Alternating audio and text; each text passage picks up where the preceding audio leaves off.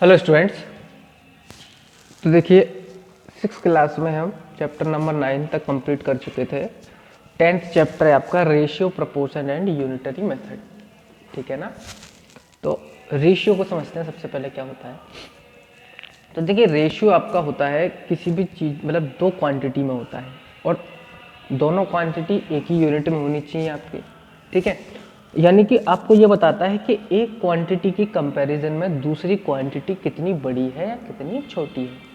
Suppose आपके पास इस type से लिखा हुआ है कि A/B इज इक्वल टू 3:1। ठीक है, तो आप इसको लिख सकते हैं इस टाइप से फ्रैक्शन की फॉर्म में A/B इक्वल टू 3/1। ठीक है, ये रेशियो को लिखने का तरीका है। अब अगर मैं क्रॉस मल्टीप्लाई करूंगा तो A इक्वल टू आएगा 3 इंटू बी या 3b। तो यहाँ से हमको क्या पता पड़ रहा है, यहाँ से हमको यह पता पड़ रहा है कि A एक्चुअली जो है वो B का 3 टाइम्स है। या फिर हम ये भी बोल सकते हैं कि B इक्वल टू A/3। तो ये बोल सकते हैं कि B जो है वो A का 1/3। तो यहाँ से हम यही पता लगा लेते हैं कि एक क्वांटिटी के कंपैरिजन में दूसरी क्वांटिटी कितनी बड़ी है कितनी छोटी है। ठीक है सॉरी, ये आपका रेशियो को लिखने का तरीका होता है फ्रैक्शन की फॉर्म में। अगर A/B लिखा है 3:1 तो इसको आप ऐसे लिख सकते हैं A/B इक्वल टू 3/1। ठीक है, अच्छा तो इसके जो रूल्स होते हैं आपको बिल्कुल फ्रैक्शन की तरह ही होते हैं, इसको सॉल्व करने का तरीका भी, पर कुछ क्वेश्चन इसमें अलग होंगे जो मैं आपको एक्सरसाइज के बाद बताता चलूँगा। ठीक है, तो हम सीधे एक्सरसाइज पर आते हैं आपके। तो सबसे पहले हम लिखते हैं रेशियोज। तो इसमें लिखा है एक्सरसाइज आपकी 10A है। इसमें लिखा है find each of the following ratios in the simplest form. ठीक है, तो सबसे पहला लिखा है इसके अंदर 24 to 56। तो 24 to 56 का रेशियो क्या हो जाएगा 24/56।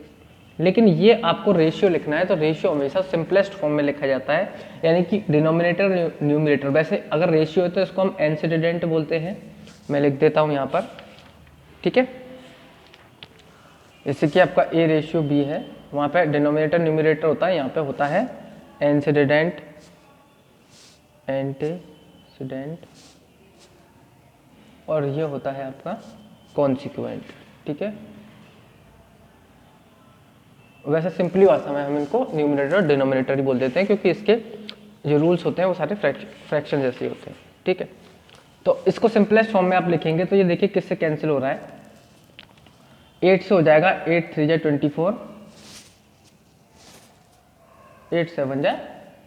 तो ये जो होगा आपका ये होगा रेशियो मेन, जो कि आपका सिंपलेस्ट फॉर्म में हो। ठीक है, चलिए, और जैसे कि मान लीजिए इसमें लिखा है 48 मिनट टू 1 आवर। तो मैंने आपको बताया था क्वांटिटी एक जैसी होनी चाहिए, तो आवर का मतलब इसको हम क्वांटिटी एक ही करेंगे, 1 मिनट टू 60, 1 आवर का मतलब 60 मिनट। अब दोनों मिनट हो गया ना, अब हम रेशियो निकाल सकते हैं। तो 48/60, तो इसको आप 12 से काट सकते हैं, 4 5। ठीक है, ये आपका क्या आ गया रेशियो। नेक्स्ट क्वेश्चन,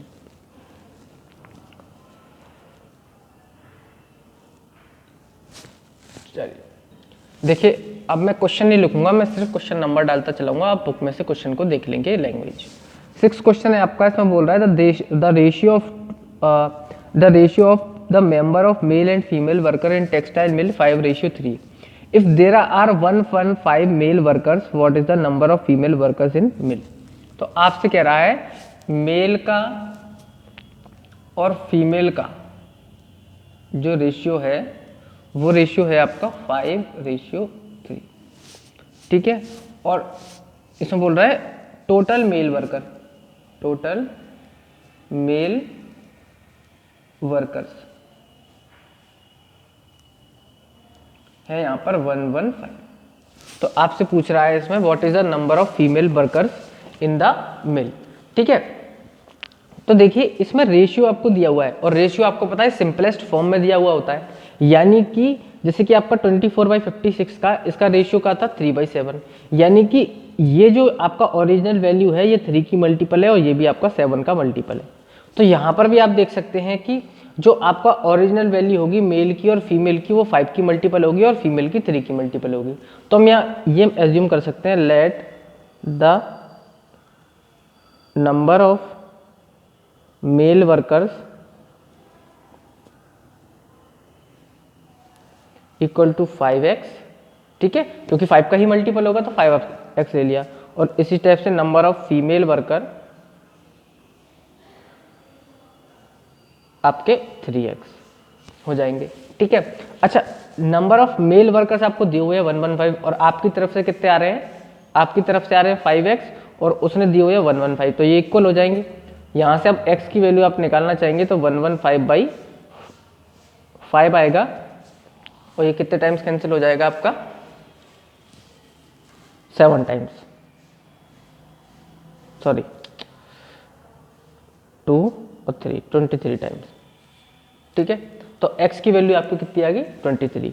तो आपको निकालना है नंबर ऑफ फीमेल वर्कर्स, तो फीमेल वर्कर्स आपने कितने माने हैं, फीमेल वर्कर माने हैं आपने 3x, यानी कि 3 और x की जगह 23, तो ये आ गया आपका 9 और 6 यानी 69, ठीक है, ठीक है। तो नंबर ऑफ फीमेल वर्कर कितने आ गया आपके 6। अब आप देखिए मेल और फीमेल का रेशियो निकालिए जरा, यहाँ से वेरीफाई कर लेते हैं क्वेश्चन को।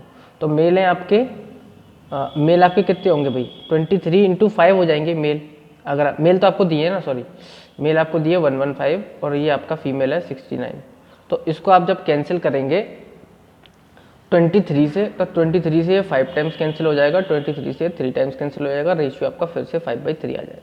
तो ये आपका क्वेश्चन जो है आंसर उसका वेरीफाई हो जाएगा, ठीक है। बाकी आपको सिर्फ यहाँ तक करना है। चलिए नेक्स्ट क्वेश्चन, चलिए देखिए एक 9th क्वेश्चन है आपका, इसमें आपसे बोल रहा है डिवाइड 3450 रुपीज़ है ये, ठीक है, एमंग ABC इन रेशियो 3:5:7, ठीक है। तो इसको ही डिवाइड करना है इस रेशियो में, तो आप इनकी जो वैल्यू मान लेंगे वो इनके मल्टीपल में ही मान लेंगे जो आपको रेशियो दिया है। तो आप बोल सकते हैं let A got 3x, B got 5x and C got 7x। तो ये इसके प्राइस हो गए रुपीस। तो ये टोटल मिला के इसके इक्वल होंगे कि नहीं होंगे, क्योंकि इसी को तो हमने बांटा है इनमें। तो यानी कि हम बोल सकते हैं according to question 3x plus 5x plus 7x is equal to 3450। तो यहाँ पर आप देखेंगे ये कितना हो जाएगा आपका 15x इज इक्वल टू 3450 और x की वैल्यू निकालनी है तो 3450 डिवाइड बाई 50। यहाँ से आप डिवाइड देंगे तो ये आएगा आपका 230, यानी x की वैल्यू कितनी आ गई 230। तो आप a को कितना दिया है आपने 3x, तो यानी कि 3 इंटू 230, तो ये आएगा आपका 096 रुपीज़, ठीक है। b को आपने कितना दिया है 5x दिया है, x की वैल्यू रखते चलेंगे, x की जगह 230, तो ये आएगी आपकी 0511 रुपीज़, ठीक है। और c को आपने कितना दिया है 7x, यानी कि 7 इंटू 230 यानी कि 01 कैरी 2 6 रुपीज़। अब आप इन सबको ऐड कर लीजिए तो आपको यही मिल जाएगा। देखिए मैं आपको करके दिखाता हूँ, 0 0 0 9 5 14 और 1 15 का 5 कैरी 1 7 8 और 6 14 का 4 कैरी 1 आएगी और 1 2 3 ये 3, तो ये आपका डिवाइड हो गया, ठीक है ना, इस टाइप से। नेक्स्ट क्वेश्चन देखिए 15 क्वेश्चन है, इसमें कह रहा है the ratio of income to saving of a family. तो इनकम को मैं I से लिख रहा हूँ और सेविंग को S से लिख रहा हूँ। इनका रेशियो आपको दिया है 11:2। Find the expenditure if the saving is 155। तो सेविंग आपको इसने दी हुई है 1520, ठीक है, और एक्सपेंडिचर पूछ रहा है ये आपसे, यानी खर्चा आपसे पूछ रहा है कि कितना होगा, ठीक है। तो देखिए आप ये देखिए सेविंग आपके की 2 रेशियो में है और सेविंग आपको ये दे रखी है, यानी कि 2 के मल्टीपल में होगी है, तो सेविंग इक्वल टू हम मान सकते हैं लेट सेविंग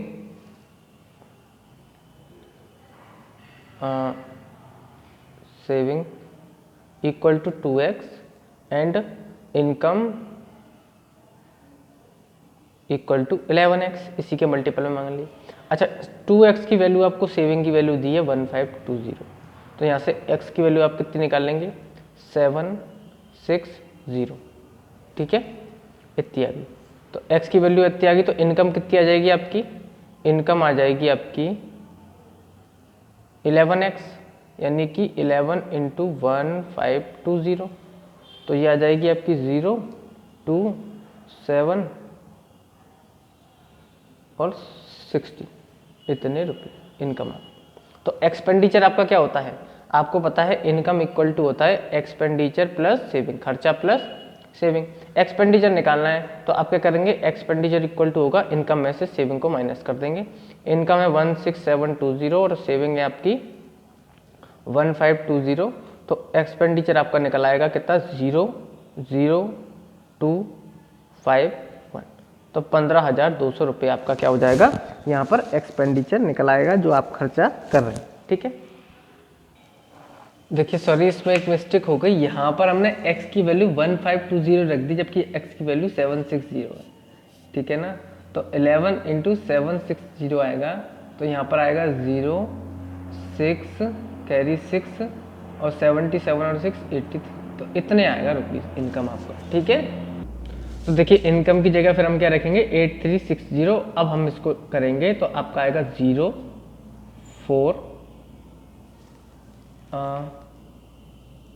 3 में से 5 जाएंगे, नहीं 13 में से 5 जाएंगे तो 8 और यहाँ पे आएगा 6, तो इतने रुपीज़ आपकी क्या आएगी 7। वो आपका गलत हो गया था क्योंकि यहाँ में x की वैल्यू 1520 रख दी, जबकि x की वैल्यू आपकी ये थी, ठीक है। नेक्स्ट क्वेश्चन, तो देखिए 18 क्वेश्चन है, इसमें लिखा है ए बस covers 128 kilometre in 2 hours,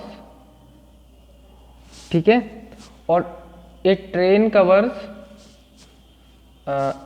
140 kilometre in 3 hours, ठीक है। Find the ratio of their speed, तो स्पीड का रेशियो पूछ रहा है। आपको पता है स्पीड इक्वल टू क्या होता है, डिस्टेंस अपॉन टाइम,